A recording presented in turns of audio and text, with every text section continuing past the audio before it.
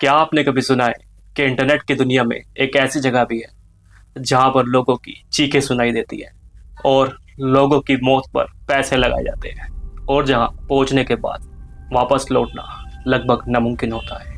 तो क्या आप यकीन करेंगे, लोग इसे कहते हैं द रेड रूम।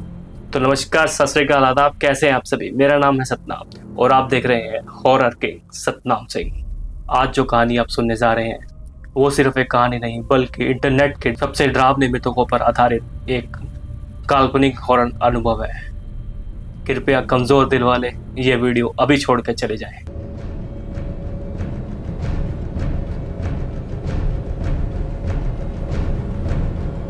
दिल्ली में रहने वाला आरव एक साइबर स्टूडेंट था। उसे हैकिंग करना बहुत ही पसंद था। पूरा दिन बस अपने लैपटॉप से लगा रहता और dark web, anonymous form, hidden website उसकी पूरी दुनिया थी। एक रात करीब 2:13 वो एक पुराना फॉरम पढ़ रहा था। तभी एक यूजर ने लाइन लिखी। नीचे कई सारे कमेंट थे। किसी ने लिखा, मैं जा चुका हूँ। किसी ने लिखा, वो तुम्हें भी देख रहे होंगे। और एक आखिरी कमेंट था, अगर तुमने वह वेब पेज खोल दिया तो अपना कैमरा कभी मत बंद करना। आरव ये सब पढ़ के हंसने लगा और कहने लगा, लोग भी क्या क्या कमेंट करते हैं। फिर उसे उस फोरम के नीचे एक लिंक मिला। लिंक बहुत ही अजीब सा था, ना कोई नाम ना कोई जानकारी, बस उस लिंक के पीछे लिखा था डॉट ऑनियन। आरव ने अपने टोर ब्राउज़र में जाकर वो लिंक खोल दिया। स्क्रीन पूरी तरह काली थी और करीब 30 सेकंड बाद उसे एक लाल दरवाज़ा दिखा। उस पर बस एक ही बात लिखी थी, एंटर और लीव। आरव ने मजाक मजाक में एंटर दबा दिया। अचानक से एक वेब पेज खुल गया। ना कोई वीडियो ना कोई इंसान, बस एक काउंटडाउन शुरू हो गया।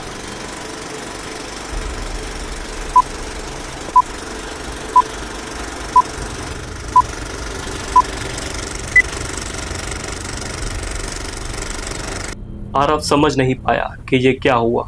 तभी उसका वेबकैम ऑन हो गया। उसने अपना कैमरा बंद करना चाहा लेकिन वह बंद नहीं हुआ। तभी स्क्रीन पर एक टेक्स्ट आया, हेलो आरव।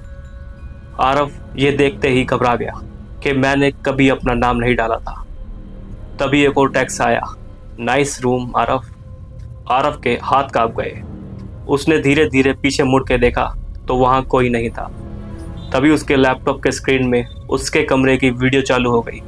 वो नहीं जो वेबकैम शूट कर रहा था, बल्कि कमरे के दूसरी ओर जहाँ कोई कैमरा नहीं था। उसने तुरंत अपना लैपटॉप बंद करना चाहा, लेकिन लैपटॉप पर आखिरी स्क्रीन आई। अब खेल शुरू हुआ।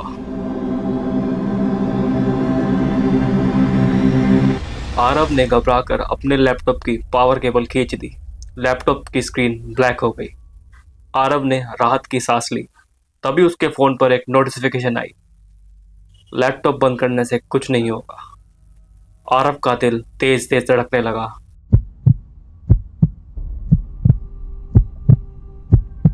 ये कैसे? आरव ने वो मैसेज जल्दी से डिलीट करना चाहा, लेकिन वो मैसेज अपने आप गायब हो गया, जैसे वो कभी आया ही ना हो। अगली सुबह आरव ने अपने आप को किसी तरह समझाया कि शायद किसी ने उसके साथ साइबर प्रैंक किया है। वह कॉलेज गया। कबीर एक साइबर एक्सपर्ट था। आरव ने कबीर को रात की सारी बातें बताई। वो ये सुनकर हंसने लगा और बोला, रेड रूम बस एक कहानियाँ है, कोई सच नहीं। फिर आरव ने उसे वह लिंक दिखाया। उन्होंने वह लिंक ओपन किया तो वह लिंक ओपन ही नहीं हुआ। ये देखकर आरव और तेज हंसने लगा। मैंने तुझे कहा था ना, ऐसा कुछ नहीं होता। आरव ने भी फिर राहत की सांस ली। हाँ यार, शायद मैं कुछ ज़्यादा ही डर गया था। फिर उसी रात बारिश बहुत तेज हो रही थी। फिर अचानक उसके घर की लाइट चली गई। सब कुछ अंधेरे में डूबा हुआ था। बस आरव के मोबाइल की स्क्रीन जल रही थी। फिर तभी उसमें एक अननोन नंबर से कॉल आया। आरव ने कांपते हाथों से वो फ़ोन उठाया। आगे से बस सांस लेने की आवाज़ आ रही थी। फिर कुछ देर बाद एक फुसफुसाहट भरी आवाज़ आई, खिड़की मत खोलना। तभी उसकी खिड़की पर किसी ने नॉक किया।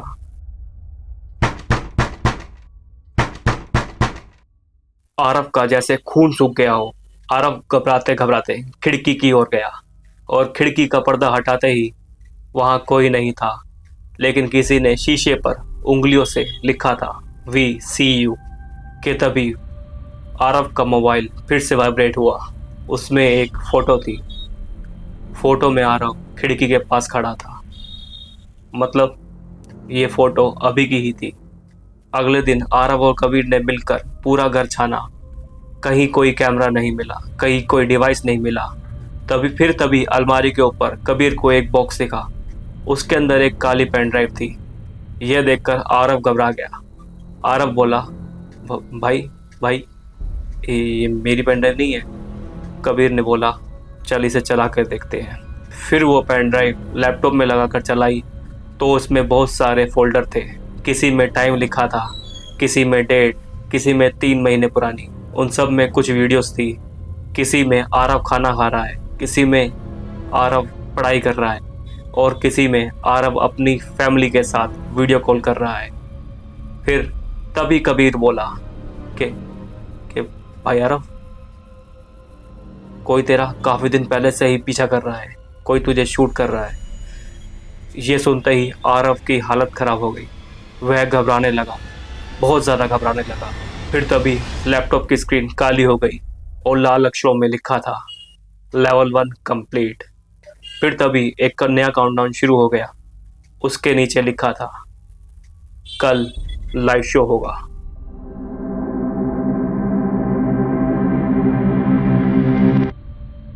23 घंटे 59 मिनट 59 सेकंड। काउंटडाउन बस खत्म ही होने वाला था। आरव और कबीर पूरी रात जागते रहे। उन्हें उम्मीद थी कि कुछ नहीं होगा, लेकिन तभी लैपटॉप की स्क्रीन अपने आप ऑन हुई। स्क्रीन पर लाल कलर का फिर वही दरवाज़ा, लेकिन अब उस पर लिखा था वेलकम बैक आरव। नीचे सिर्फ एक ही बटन था, ज्वाइन नाउ। आरव ने घबरा कर लैपटॉप बंद करने की कोशिश की, लेकिन माउस अपने आप उस बटन पर चला गया। कुछ सेकंड तक स्क्रीन काली रही। फिर तभी हज़ारों यूज़र ज्वाइन होने लगे। किसी का असली नाम नहीं था, सबके अजीब अजीब से नाम थे। कोई शैडो 17, कोई घोस्ट आई, कोई जीरो मास्क। सभी एक ही बात लिख रहे थे, the show begins, new user, don't disappoint us. Aarav ने तभी कबीर की ओर देखा। लैपटॉप की स्क्रीन में एक नकाब पहने आदमी आया। उसकी आवाज़ कुछ मशीन जैसी थी।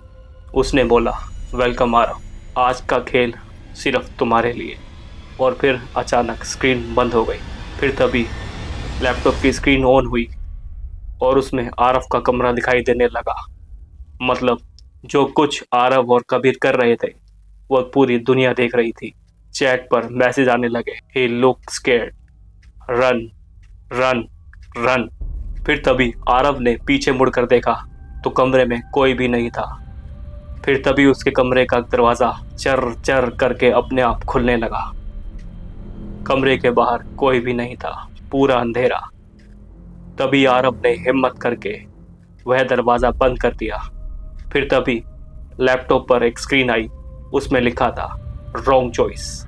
फिर उसी पल अचानक पूरे घर की लाइट चली गई, बिल्कुल अंधेरा था। फिर तभी आरव के मोबाइल पर एक कॉल आया। यह एक वीडियो कॉल थी और फिर आरव ने जैसे ही कॉल उठाया, उस वीडियो कॉल में आरव ही था। वही आंखें, वही कपड़े, लेकिन उसकी आंखें बिल्कुल काली थी। तभी वीडियो में मौजूद दूसरा आरव मुस्कुराया और बोला, तुम्हें क्या लगता है, क्या तुम अकेले हो यहाँ? फिर उसी समय कॉल कट गया। कबीर ने तुरंत इंटरनेट की तारें निकाल दी, राउटर बंद कर दिया, लेकिन फिर भी वह लाइव स्क्रीन चलती रही, जैसे उसे इंटरनेट की कोई भी ज़रूरत ना हो। फिर अचानक एक नया संदेश आया, level 2, find the symbol before sunrise. फिर तभी स्क्रीन पर अचानक अजीब से चिन्ह बनने लगे। एक रेड डॉट, उसके अंदर आंखें बनी थी और उसके नीचे लिखा था, यह चिन्ह तुम्हारे घर में मौजूद है। आरव और कबीर ने पूरे घर की तलाशी ली, कमरा, बाथरूम और रसोई, हर जगह ढूंढा, लेकिन कबीर और आरव जैसे ही कमरे में वापस लौटे तो कमरे की चारों दीवारों पर वह सिंबल बना हुआ था, जैसे किसी ने अभी अभी वो बनाया हो। आरव ने डरते हुए दीवारों को छुआ। वह पेंट बिल्कुल गीला था, जैसे अभी अभी किसी ने पेंट किया हो, और उसके नीचे उंगली से लिखा था, यू इनवाइट अस। आरव घबरा कर पीछे हट गया। फिर तभी उसके अलमारी से कुछ दस्तक हुई। ठक ठक ठक। आरव और कबीर पूरी तरह घबरा गए। आरव और कबीर दोनों एक दूसरे को देखने लगे। अलमारी तो कुछ समय पहले खाली थी, फिर अंदर कौन है?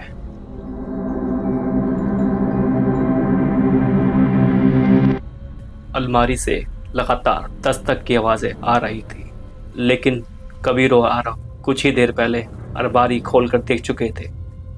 फिर अचानक अंदर कौन आया? ठक ठक ठक। कबीर ने कांपते हाथों से अलमारी का हैंडल पकड़ा। आरव ने मोबाइल की फ्लैशलाइट जलाई। 3, 2, 1। अलमारी खुली। अंदर कोई भी नहीं था, बस एक लकड़ी का डब्बा पड़ा था। आरव और कबीर ये देखकर हैरान हो गए कि अंदर पहले तो कुछ नहीं था। ये कहाँ से आया?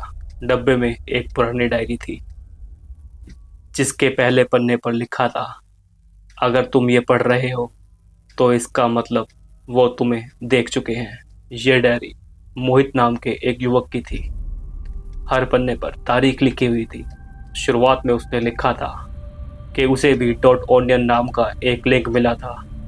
फिर कुछ टाइम बाद उसे लगा उसका कोई पीछा कर रहा है। फिर वही बातें लिखी थी जो आरव के साथ घट रही थी।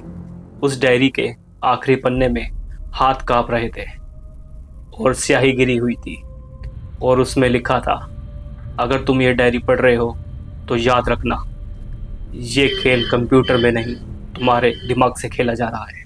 फिर लैपटॉप की स्क्रीन एक बार फिर ऑन हुई।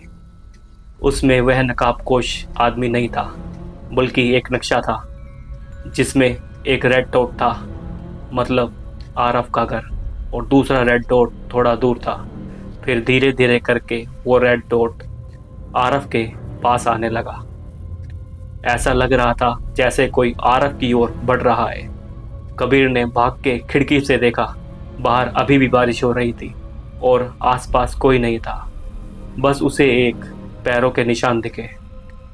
फिर अचानक गेट की बेल बजी।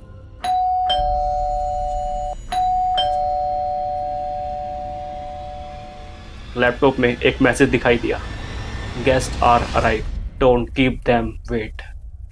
फिर आरव ने दरवाजे के पास लगी एक खिड़की से बाहर देखा तो वहां एक लंबा सा आदमी खड़ा था, एक ब्लैक रेन कोट पहन के।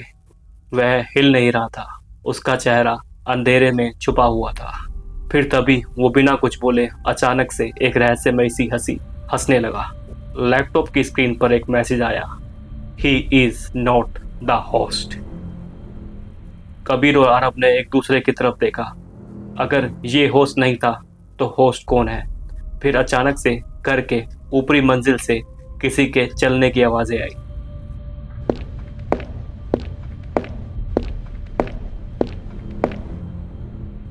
आरव और कबीर घबरा गए। दोनों जानते थे कि ऊपरी मंजिल पर कोई नहीं रहता। फिर ये कौन चल रहा है?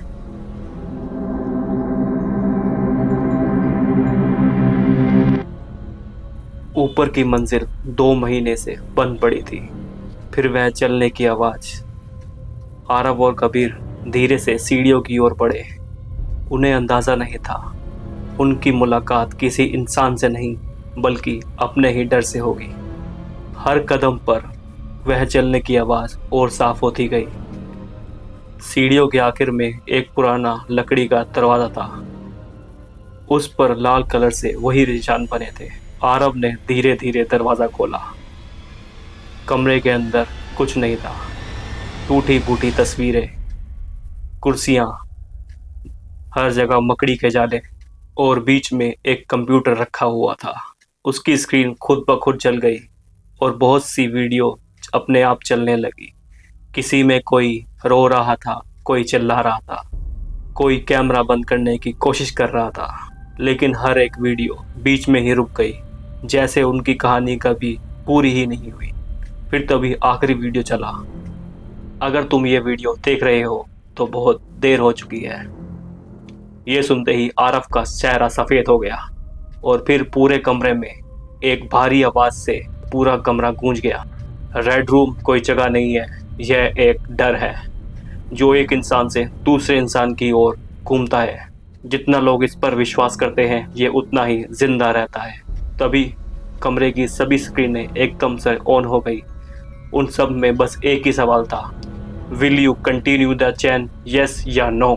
आरव ने बिना सोचे नो दबा दिया। कुछ नहीं हुआ। फिर दबाया, फिर कुछ नहीं हुआ। अचानक कबीर चिल्लाया, आरव पीछे मुड़ के देखो। कमरे की सभी दीवारों पर वही आंखें बनी थी, जैसे वह दीवारें आरव को घूर रही हों।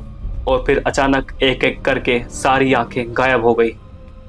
अचानक से कंप्यूटर की स्क्रीन काली हो गई, बिजली आ गई, बारिश बंद हो गई, दरवाजे की घंटी बजना अचानक बंद हो गई, मोबाइल के नेटवर्क आ गए। ऐसा लगा कि सब शांत हो गया।